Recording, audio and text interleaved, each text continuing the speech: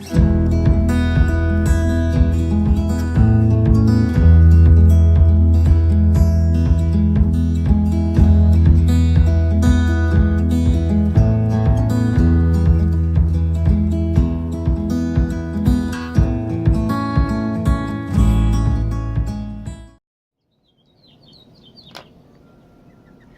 guys, it's Simone and welcome to episode 3 of my handmade life. I'm sitting outside on my deck, so maybe you can hear the birds and some of the other things in the distance. It's a lovely morning and I'm trying to record the intro here. Hopefully we won't get interrupted by a train because I have a train going by in the background, and when it comes through it gets rather loud.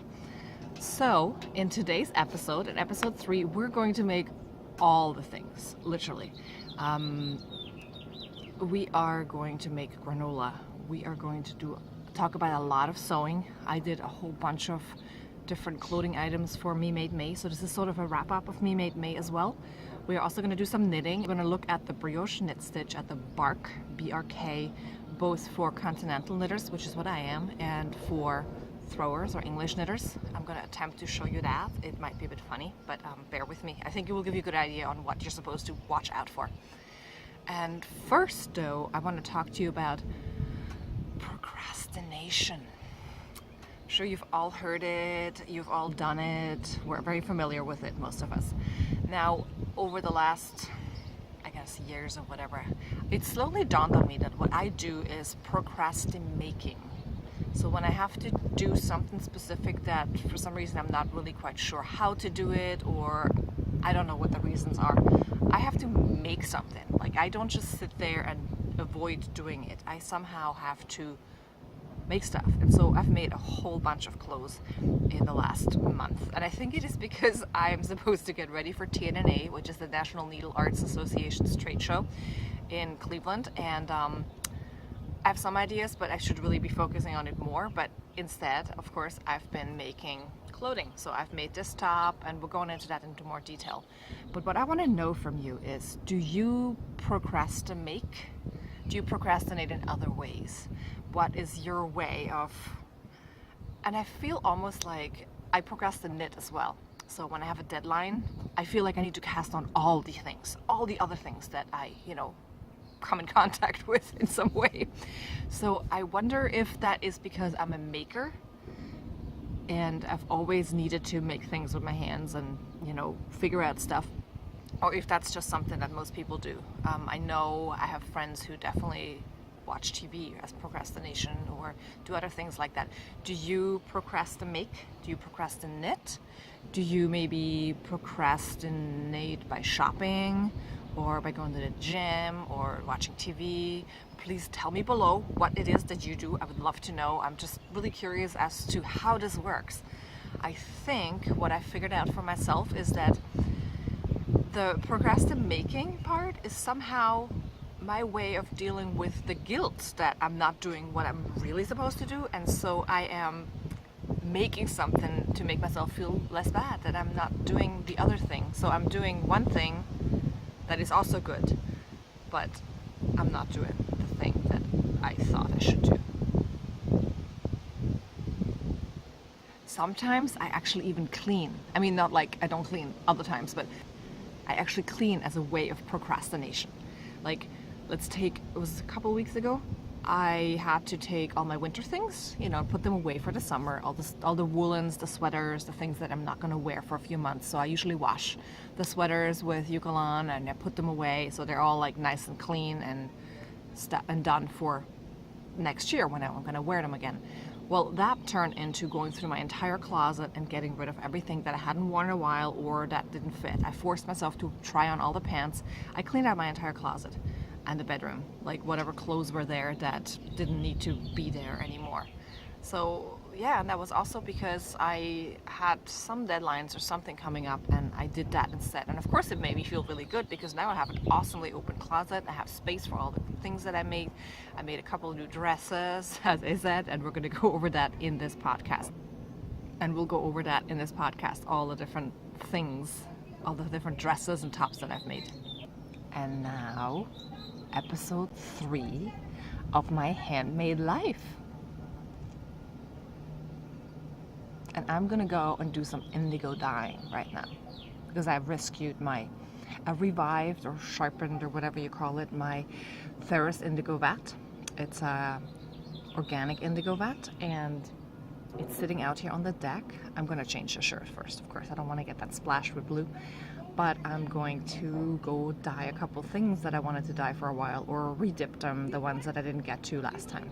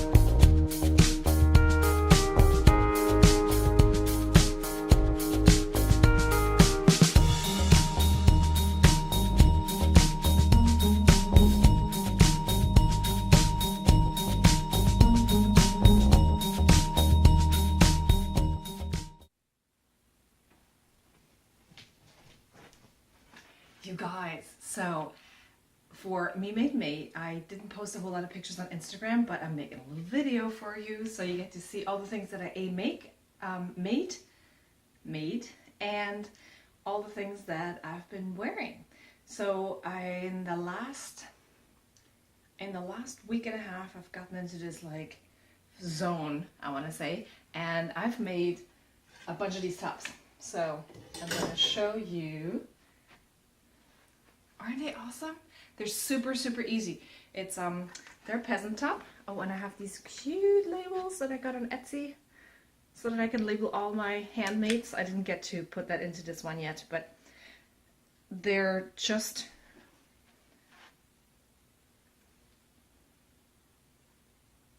adorable.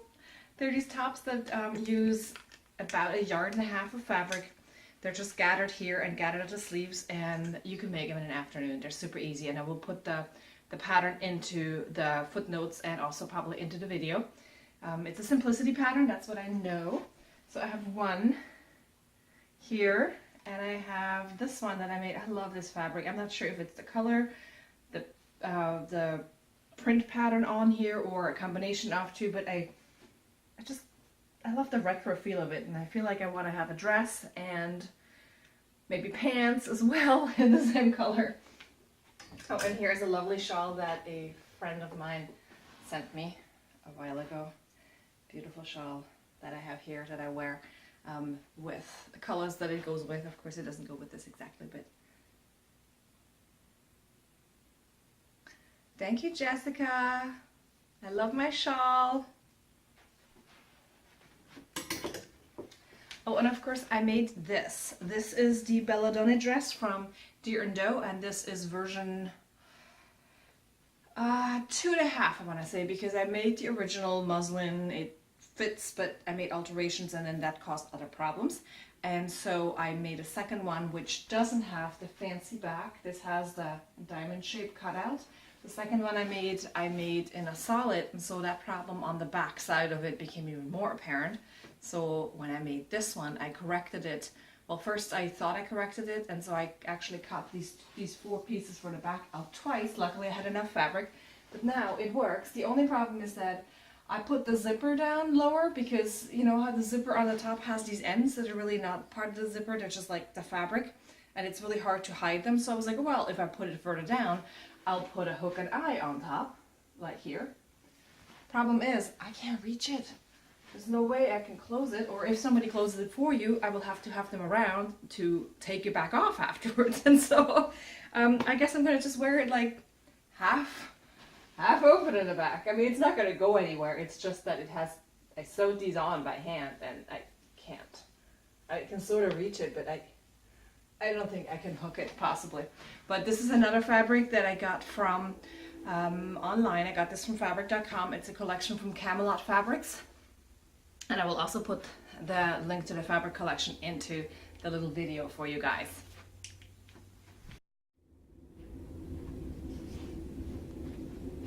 So the yellow top that I showed you before, this one here, oops.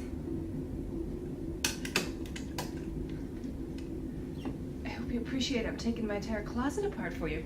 So this top I made out of leftover fabric from this skirt. And then after I made this one, I realized I really need a couple of like really plain black or charcoal gray, you know, bottoms to go with them. So that's going to be my next plan. To complete some of my more wearable handmade wardrobe. But I wanted to show you two skirts that I love and that I've made last year. This one actually I also completed this Me Made May, and I have a top to go with it. But it would be a bit overkill to wear these together, right? So I think a plain bottom. I've worn it with black capris and I've worn it with a black skirt, and it looks really nice. The capris are like workout pants, so I really need real pants to go with it. But this is one of my, I call them gypsy skirts. They're just these like tiered skirts. They are easy to do, but they take a long time because the pieces of fabric, as you get further down, get longer and longer. This is actually like how it's supposed to be. I kind of cheated and made them less wide down there. This one I started last year, but finished this Me Made May. And then I made a linen top to go with it, with leftover fabric from a dress I made last year. And I'm going to add a little bit of embroidery up here to just kind of give it a little bit more flair, if you want. Also because when I wear it, sometimes people think that it looks... Also because I think it sort of has that color that works really well for me, but it kind of looks like scrubs. And that was the problem also that I had with the original, with the muslin of this that I made out of my husband's old shirt. Because of the color, it looked like, and I will put a picture in there, it looks like scrubs. So see, this one apparently did the same thing, and so I will embroider it on the top so it won't look like that. And then I also made 2 pairs of pants. This pattern, this pattern is also a deer and doe. This is a version of the Erel top. I just didn't put a collar on it, and I made the sleeves shorter, and I didn't put an elastic in the sleeves. The two gathered skirts are a simplicity pattern. One of my friends had made one and wore it camping, and I wanted that skirt so bad. So she has this amazing brain. She remembered the number of the pattern that she had made 10 years ago. Like, I don't know how, but we found it on Etsy, and I got to make myself skirts. Yay! And then these two are my fun trousers, my port trousers. That's what I call them pants here, but I guess the pattern was drafted in Europe. It's Pauline Alice. I'm assuming she writes her patterns in French, German. She writes her patterns in French, Spanish, and English. I think in Spanish, because I think she lives in Spain from, you know, her Instagram account and everything, but the name obviously sounds French. So it's the port trousers, and I made a linen version. The first version was like a gray with little polka dots, cheap quilting fabric, and then I made a linen version, which I will wear a lot this summer. I think it needs, it's like normal linen color. I was thinking maybe I could go with that, but I think this just really needs black, as does this one, to go with it, or charcoal. So my mushroom pants fabric I got from Frame and Fiber down in Point Pleasant, New Jersey. They also have, Paige from Frame and Fiber also has a podcast, so you should check that out. But there's fabric at her store as well, and Daisy Lane Designs has the fabric section of the store, and she had this wonderful mushroom fabric. So I wanted mushroom pants. So here are my mushroom pants. They're crazy pants if you want, but I love them. And then this is just a fabric, same pattern again for the summer. This is a fabric I got at Joann's. Just quilting fabric with flowers on it, and they're so comfortable, you guys. They're so comfortable. All right, well, that's it for the little segment on me made clothes right now. I will do more later, and I will cut it together, but I have to go to work. I have to go work at the yarn store. I work at Conversational Threads in Emmaus, Pennsylvania. It's an amazing yarn store. It's my favorite yarn store, obviously, since I work there. That kind of helps, but she has so much wonderful yarn, a lot of hand dyes, natural fibers only. She doesn't do any acrylics. You know, we have the sock yarns that have nylon in them to a percentage, but like there's no 100% acrylic. There's no large percent of acrylic. There's just, you know, those little percentages that need to be in there for socks and stuff. But a lot of hand.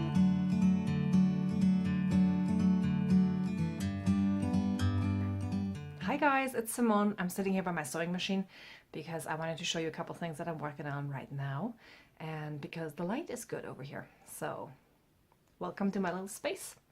I don't have a very big sewing space. As you can see, it's very makeshift. It's actually two sawhorse table leg things from IKEA and a countertop. You can see that here, right there. So that's where my sewing machine is, and that's why I don't have a whole lot of space when I sew, and I have to like keep moving things around, but it works, you know, you gotta make do with what you have. And I get to use the countertop that otherwise would just sit in the garage and wouldn't do any good.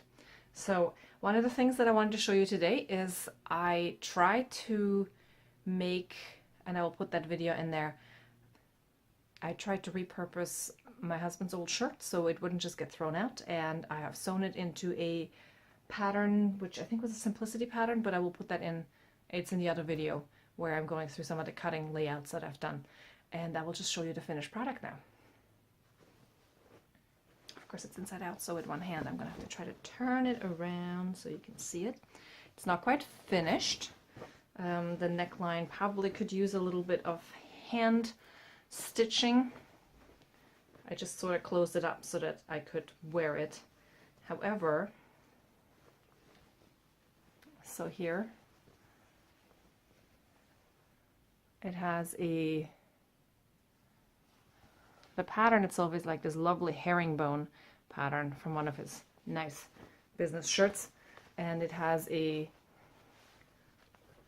I don't know what you call it, like a gathered neckline. The problem is, I think it's the color. From a distance, you can't see the herringbone, and it looks very much like scrubs. Seems to be a theme in the things that I've made as of late. It's just a style in a light blue, unless it has like a pattern or something on it that makes that happen. But not sure how much I'm going to be wearing this. I tried, but you know, not all my makes are 100% successful. That's par for the course. It's just like having to make a muslin of something. Sometimes the fabric is going to feel like it's wasted, but if you want a great fit, that's what has to happen at times.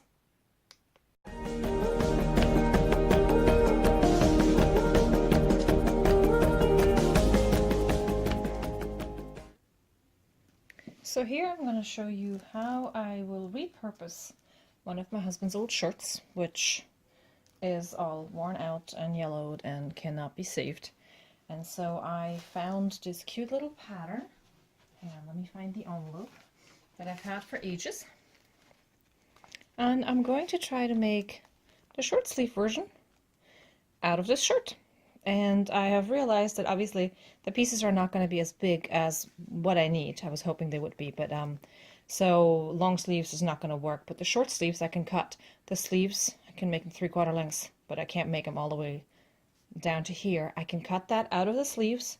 I cut the front piece, which I'd like to be in one piece, like it is in the original pattern, out of the back of the shirt. And now I'm going to cut the back pieces, as I have it laid out here, from the front panels. So what I will have to do is cut off the buttons over here. And I'm going to leave the bottom on and just make it be slightly longer. Oh, you can't see that. I need to like dip the phone down a bit so you can see. Hang on here. So I'm going to leave the bottom. I'm going to move this down just a touch, but I'm going to leave the bottom as it is. So I already have a hem that I don't have to do. And that's it. We'll see how it goes. It has a nice gathered little edge on the top, so it should be easy and quick. So I cut off the front band. I'm going to put my back piece back on it. Now remember, since this originally was supposed to be placed along the center fold, I will need to add the seam allowance so that I can sew up a straight seam up the back. And since it's gathered on the top with an elastic, I figured you're not going to be able to tell very much anyway. But so if you're sewing normally with a 5/8 seam allowance, which a lot of these patterns are, then you would measure out or eyeball 5/8 and place it on the pattern, pin it down, and then go from there. I will do that and then be back.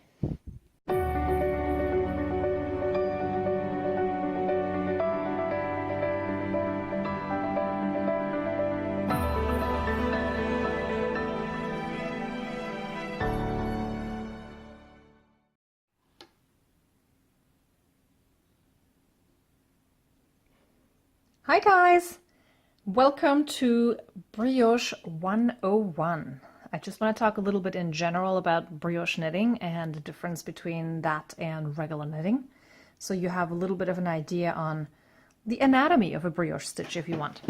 So when you're looking at your brioche knitting, it basically looks like a very textured, deeply textured rib. And that's essentially what you're doing. It's just a funky version of a rib. Or at least that's how it feels when you're doing it with the continental knitting style, like I knit. But one of the fundamental differences between ribbing or knitting in any sort of way and brioche is that in brioche knitting, you'll always have one stitch column that has this yarn over paired with it. These are considered one stitch. So the yarn over and its knit stitch are considered one stitch. So when you're counting your stitches on a row, unlike lace knitting or anytime you have a yarn over on your knitting on the needle when you're counted, here it is counted together with its partner. So let's say we're counting from here to over there. That actually means you're having 1, 2, 3, 4, 5, 6, 7 stitches. So you notice how I count the knit column stitch, the knit stitch with its yarn over, that is considered, that's a bark. That is your brioche knit stitch. That is one unit. You're always counting those together. Those are not to be separated. They're always going to be together. They're like best friends. So remember, when you're looking at your brioche knitting, the yarn over always goes with its stitch and it's counted as one stitch. 1, 2, 3, 4, 5, 6, 7. Again. And you're always, since they're together, you're always working them together. You're never separating them. So as you're coming across this knit row here, you're going to brioche knit, which means you're knitting the brioche stitch, which is the knit stitch and a yarn over, together. Here. And now we have slip one yarn over, bring the yarn forward, I'm slipping the stitch, yarn over the needle, and then I'm brioche knitting again. That's the knit stitch with its yarn over. Slip one yarn over. And I'm brioche knitting again. Both these loops on your needle are considered one stitch and they're knitted in one shot. Slip one yarn over, brioche knit. And you go all the way across the row, slip one yarn over, brioche knit on the knit part of your row. That's working half the stitches, as you've noticed, because the other half are slipped. These ones here, the purl stitches are slipped. So when I'm going across the row again with my orange yarn, with my second yarn, I'm going to brioche purl and then slip. And so it keeps going back and forth. Basic anatomy. Hi guys, this is Simone. Just a quick tutorial today on the brioche stitch, on the brioche knit stitch, or bark. BRK is the abbreviation you'll find in the patterns. And I will show you how to do it if you're a continental knitter, and then I will attempt to show you how to do it if you're a thrower as well. So each brioche stitch has its little yarn over, its little partner with it. So the difference between a regular knit stitch and a brioche stitch is that you will knit together the yarn over and the stitch. On a brioche pattern, you will always work each row 2 times, once with the brioche knit and a slip stitch, and once with the brioche purl and a slip stitch, or increases and decreases, but that's more advanced. We'll get into that in a little bit. And the reason is that you're basically working half the stitches on part A of the row, and then you're going to work the other half of the stitches, the ones that you just slipped, on part B of the row. So here, this is part A of the row, which we're working, this is the right side, so we're going to do the knit stitches. So my next stitch here is actually a purl stitch, and if you're ever confused what you're supposed to do next, look at the stitches on your needle. If they're predominantly the opposite color from what you have in your hand, then you know that the single stitches are going to be the opposite color, and those are the ones you want to slip. Also, the same thing works when you're at the beginning of a row. If you have 2/3 of your stitches in one color, that is not the color you're going to use. So if this were the beginning of my row here, I would look at them and say, okay, well, there's a lot of orange on my needle, so I must be working with the blue next, which is what I'm doing exactly. So we're going to start here with bringing the yarn to the front of the needle as a yarn over, and then you're slipping your purl stitch, because that one is single. You see how it is by itself? It doesn't have a yarn over. That's the one you're going to slip. So you're putting the yarn over the needle, you slip as if to purl, and then you're going to need to bring the yarn into position for your knit stitch, which luckily it's already there, it's in the back, and you're going to knit the stitch and its yarn over together. So again, bring the yarn forward and around the needle, yarn over, slip as if to purl, knit, yarn over, slip as if to purl, knit. And as a continental knitter, the way it looks when you're a little faster is literally you can just slip this in one shot. Slip, knit, slip, knit, slip, knit, slip, knit.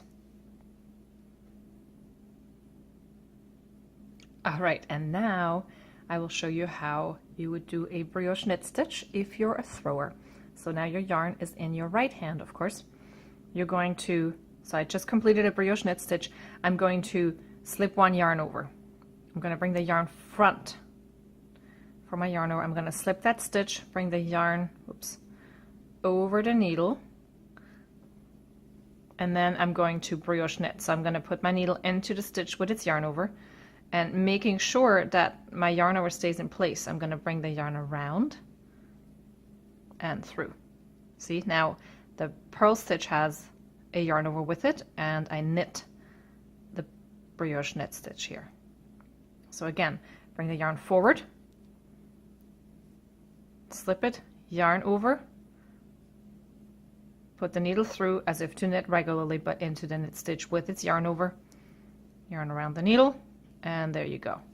Now my tension's a bit wonky for for throwing, but that should give you a good idea. Again, bring the yarn to the front. You have to make sure that before you're doing a purl stitch, your yarn comes forward for your yarn over. Otherwise, you're not going to have it in place when you're getting to your knit stitch. So again, the yarn comes to the front. You're slipping that stitch. You're putting your, see how it wants to come undone, so you have to make sure that it stays.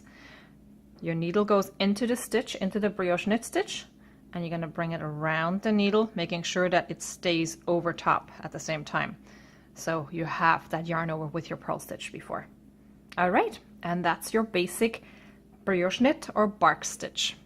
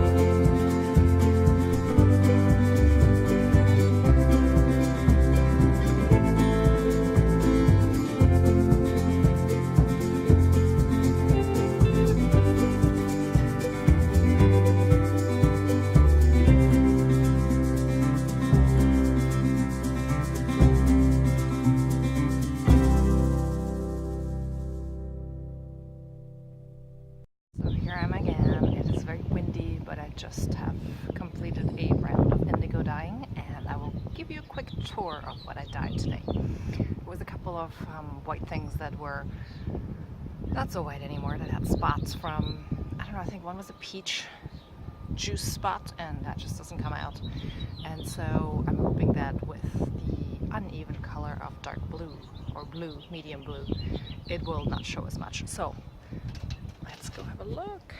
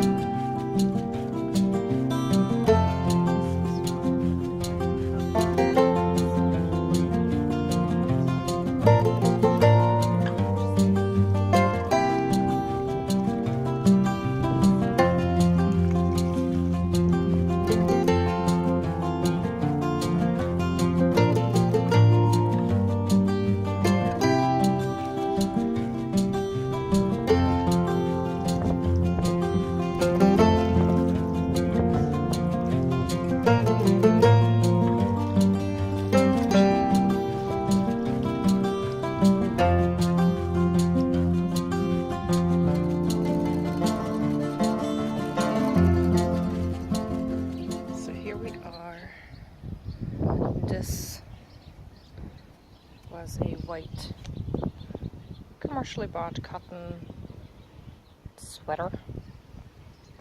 I think it's gotten a bit uneven, but I need to give it a good washing yet to see how it will come out. This is for a quilt that I'm going to be working on at some point in the future, or so we hope. And then I have a skirt that also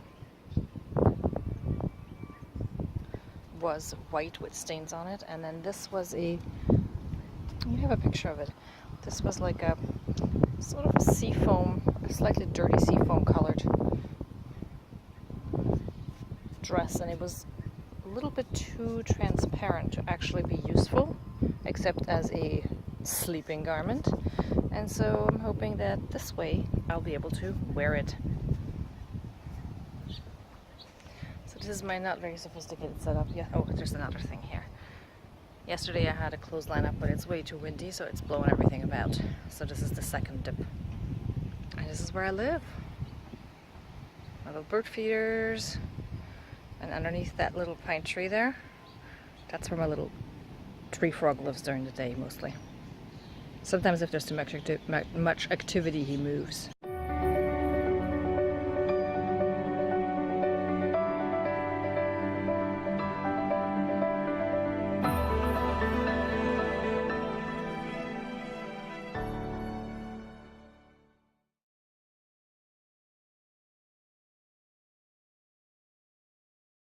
The original muslin that I made. The original muslin that I made. But this is one that I finished, that I started last year and finished this. This is one that I finished this May. And I wonder if I could dye it and it would have a different color. I wonder if I could dye it and the different color would make a difference, or if